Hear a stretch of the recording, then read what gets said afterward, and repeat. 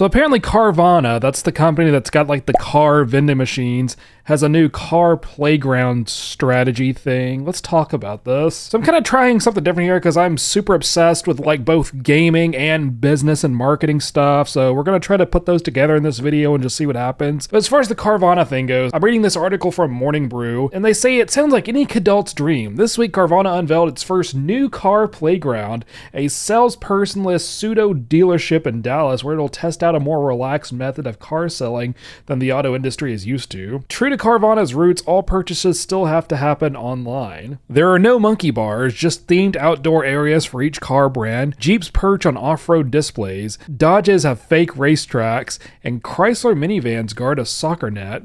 One of the biggest differences from traditional car buying, though, is that nobody is supposed to follow you around. So this is already very interesting, and it goes on to say customers can scan QR codes to get information about cars and request test drives. Staff is there to answer questions, but they're not salespeople. They earn hourly wages and no commission. So that's super cool. So I've been very blessed to have only had to go to a dealership once, and that's for the car I currently own. So my very first car I kind of inherited in a way. That was a 1997 Ford Thunderbird. Super nice car. Really got me into the personal luxury vehicles, whatever they're classified as. And then the next car I got was a 2000 Lincoln LS. Really liked that one too. It had a telescoping steering wheel I thought was really cool.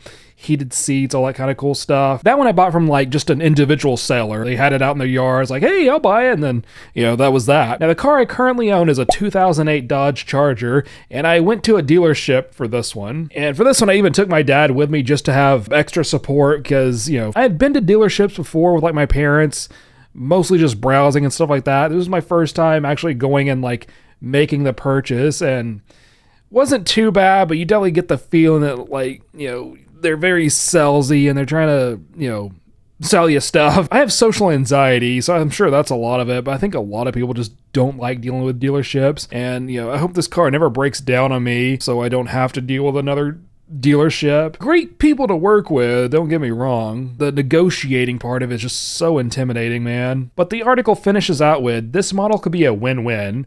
Most customers prefer a blend of online and in-person interactions when buying a car, according to a recent Cox Automotive data. Yeah, I've surfed through Carvana's website, and unlike a dealership, there's no negotiating there. The price you see is what you pay.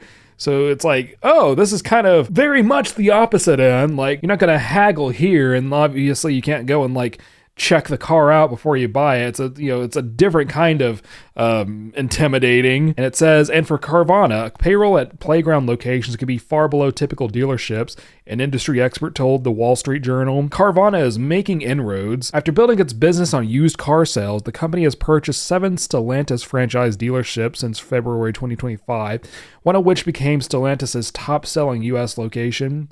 More new vehicle sales will also help Carvana's loan business, which accounts for most of its profits. ML. So that sounds really cool to me. Like I said, I kind of obsess with like business and marketing and stuff like that. I just recently got back into investing in stocks. Back when my first son was born, he's 5 now, but when we first got him, I cleaned out a lot of my portfolio so I could quit my job, and my wife and I could spend the first year of his life with him. No work, just full attention on him, just enjoying it.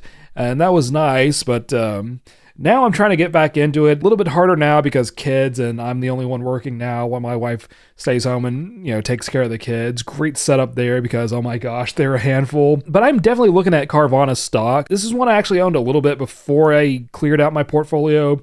I really like that it's a founder-led company. The guy who founded it is still a CEO. I think he owns like a 5% stake in the company. I should also say this, none of this is financial advice. I am not an expert by any means. Do your own research, all that good stuff. Like a lot of the stocks I used to own were like recommendations from like finance YouTubers and stuff like that, but then I went and did my own research just to make double sure I felt comfortable investing in them. But that's just a little side note there. This is like a test run video.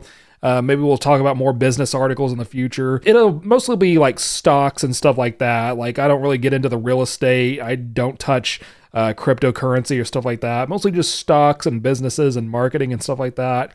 If you want to see more videos like this, click the subscribe button. I don't usually push for the subscribe button thing here, but I'm going to try it today. Hope you have yourself an awesome day, and I'll see you in the next one, buddy. Bye.